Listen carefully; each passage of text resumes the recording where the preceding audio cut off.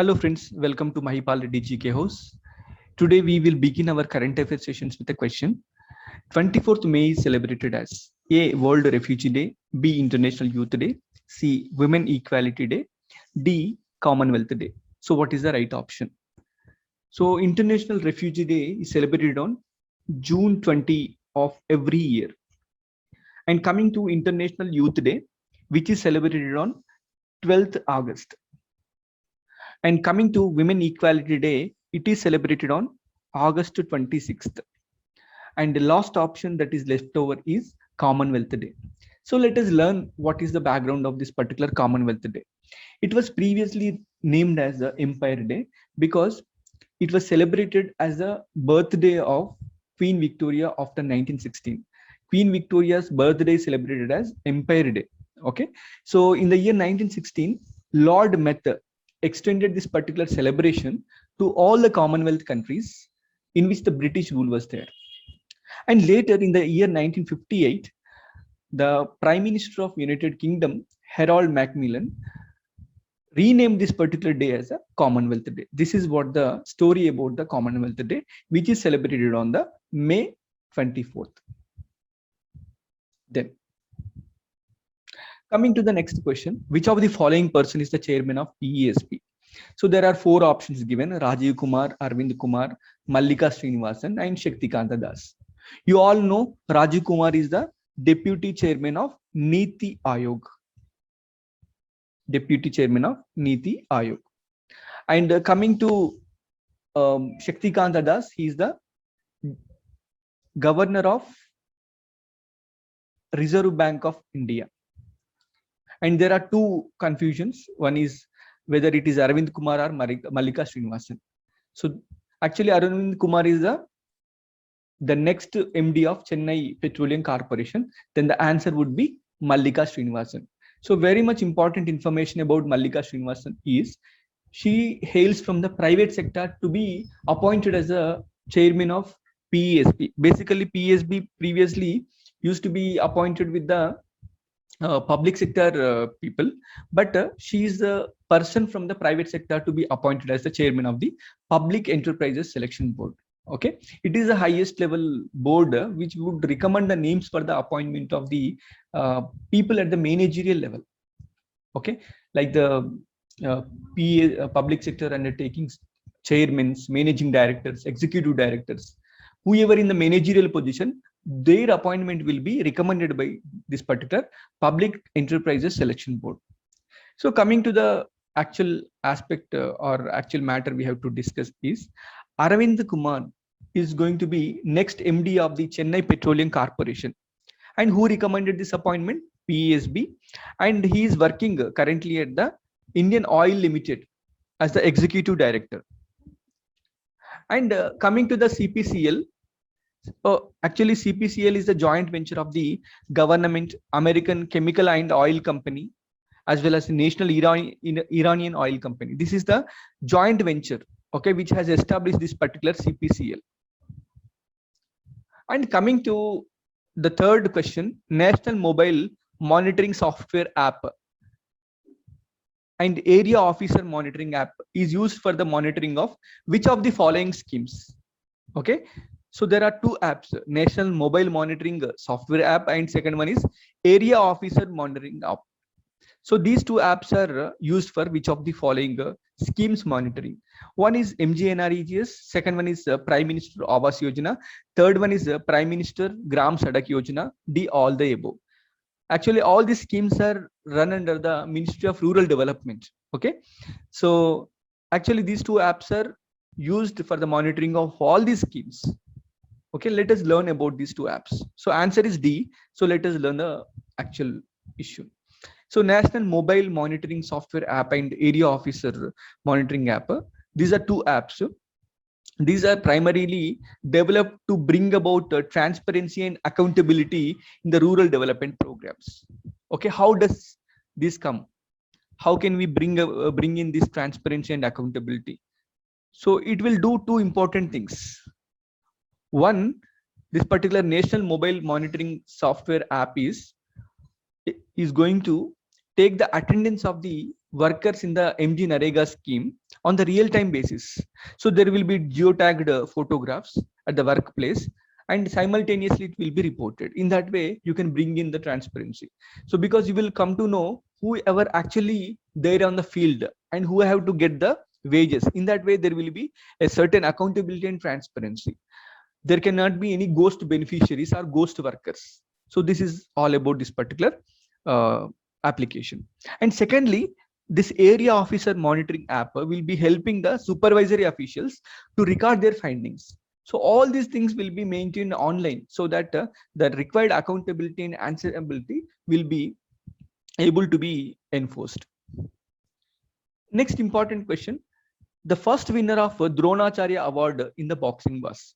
Actually, this Dronacharya Award is given to the eminent coaches or trainers for the sportsmen. Okay, this particular award was actually started in the year 1985. Okay, and now the question is the first winner of the Dronacharya Award in the boxing. This is what the keyword. Actually, this award was firstly given to Balachandra Bhaskar Bhagavat. Okay, so in the field of wrestling, but for the first time it was given for Om Prakash Bharadwaj in the field of boxing. So if any question comes, it was given for the first time to whom? Balachandra Bhaskar Bhagavat. This must be the answer. If the question comes, the first winner of Dronacharya Award in boxing was, especially in the boxing. So the answer would be Om Prakash Bharadwaj. Answer is B. Then why we are discussing about this OP Bharadwaj? Because he died. Okay, he was the first Dronacharya Award in the boxing, and he served as the national coach from 1968 to 1989. And he also served as national selector. So this is what the information about this particular OP Bharadwaj. And next important thing is INS Rajput decommissioned. So very, very important information about INS Rajput is it was the first Navy's destroyer class. This is the ship which is used for the Navy destroyer, and it was commissioned on May 4th, 1980. So these many years it was serving. Okay, and it was the first ship which was fitted with the BrahMos missile. BrahMos missile is cruise missile which was developed in collaboration between India and Russia. Very, very important missile. Okay, there are two types of missiles. One is ballistic missiles and second one is cruise missiles. Okay, cruise missiles are very, very dangerous missiles, and it is one of the very, very powerful missiles in the world.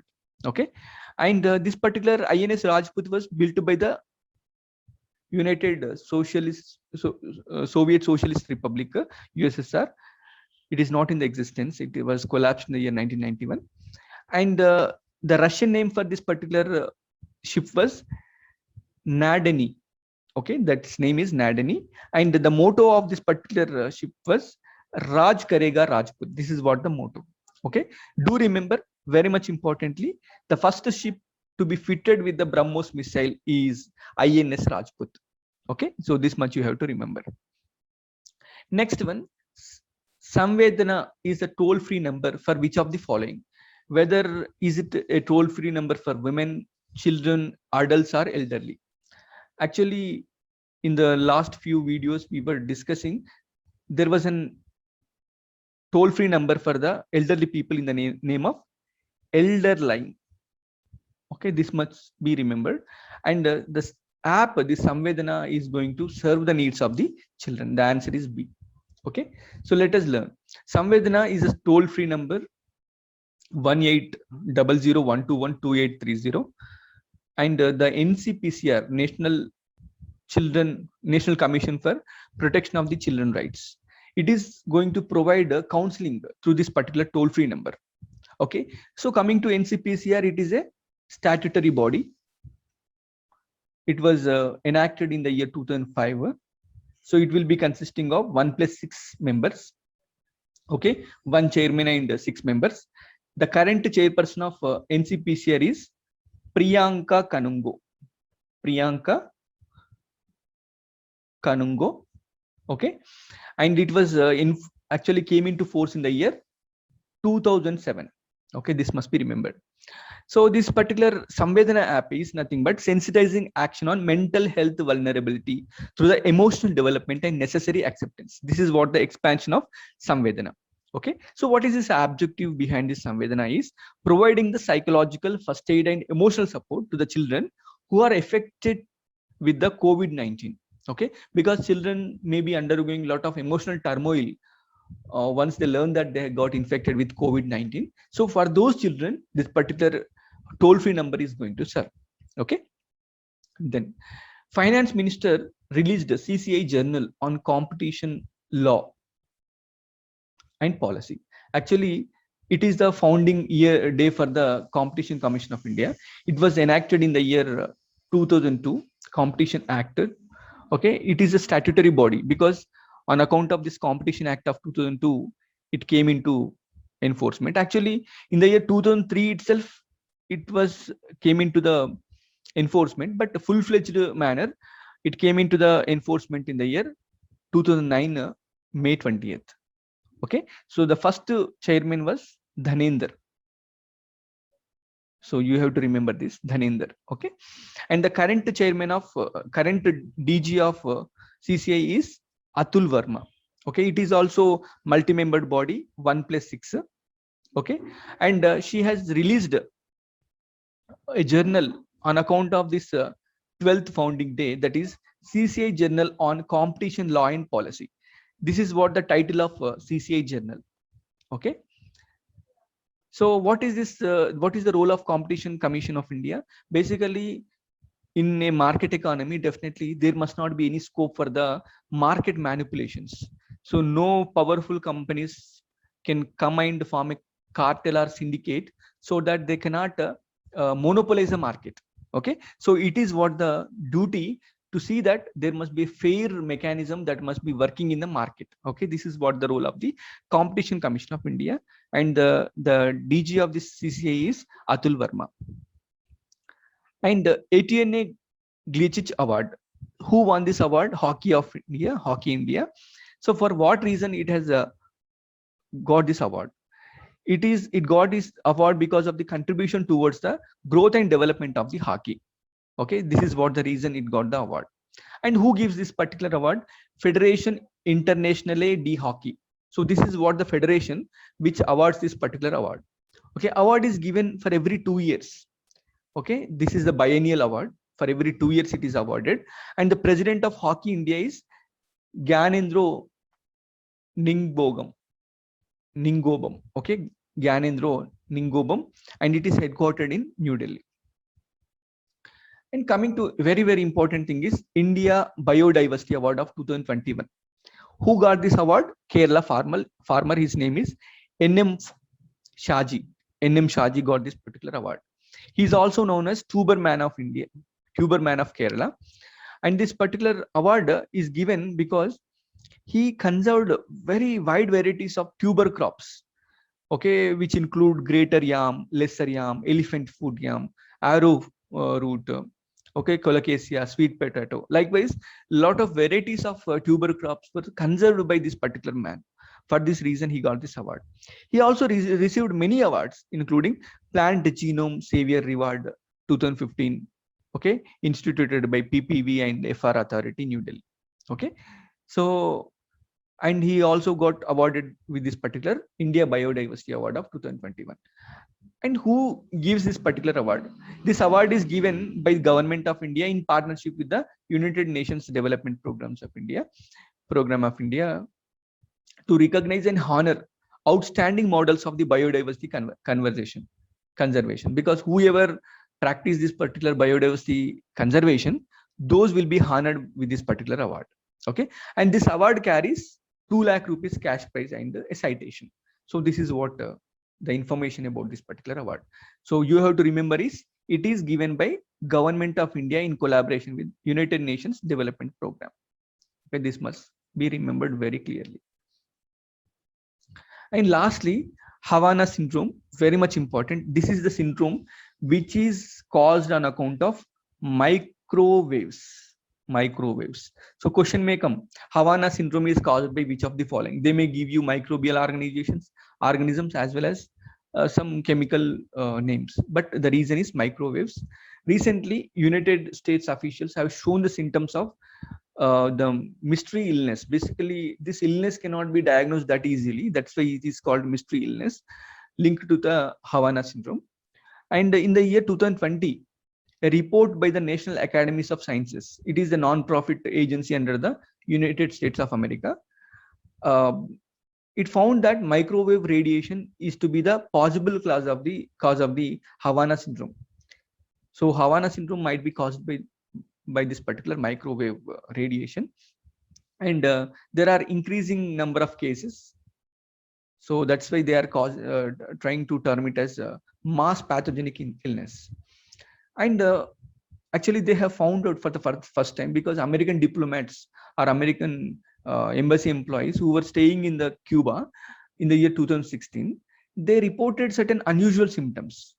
Like they used to hear very peculiar sounds. They used to get vomiting sensations and other certain physiological sensations. Then they came to know, yes, there is a apparent cause of some radiation behind this particular syndrome.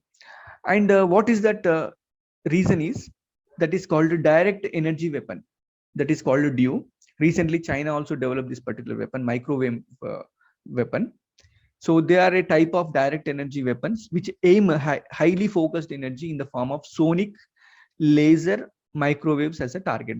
There could be any form of radiation, sonic radiation or laser, through the laser or through the microwaves. Okay, this is called a direct energy weapon.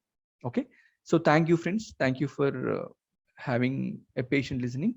Tomorrow we will be meeting with very interesting current affairs. Till then, bye. Thank you. Thank you so much.